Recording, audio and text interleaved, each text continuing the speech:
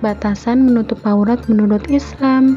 Busana muslim adalah busana atau pakaian yang seharusnya dikenakan oleh umat Islam dalam setiap aktivitas sehari-hari, baik kegiatan resmi maupun santai.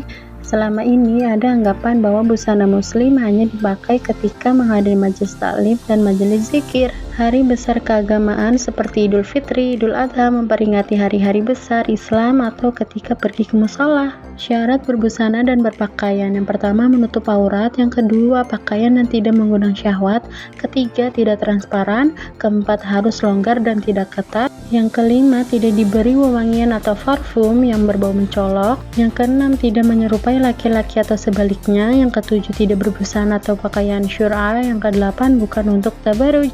Tujuan berbusana atau berpakaian dalam Islam: yang pertama menutup aurat sebagai perhiasan, yang kedua memelihara diri dari panas matahari dan dinginnya cuaca, yang ketiga sebagian dari ibadah, yang keempat menjaga diri dari godaan syaitan, yang kelima sebagai identitas diri, yang keenam untuk menggapai ridha Allah.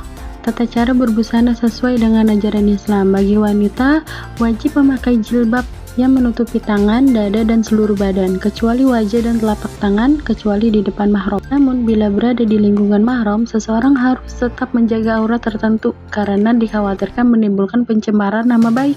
Dalam kasus suaminya, maka larangan memakai pakaian yang ketat, tipis, dan pendek tidak berlaku lagi.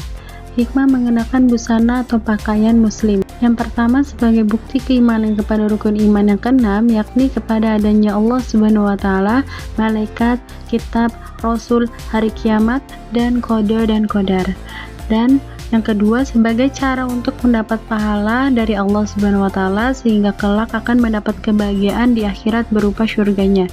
Yang ketiga sebagai cara menghindari murka Allah Subhanahu wa Ta'ala yang menyebabkan seseorang akan menderita kelak di akhirat. Yang keempat sebagai cara untuk terjaga dari fitnah dan pelecehan seksual. Yang kelima sebagai motivasi untuk lebih baik lagi dalam beribadah sehingga tampak dalam sikap, perilaku, dan akhlak.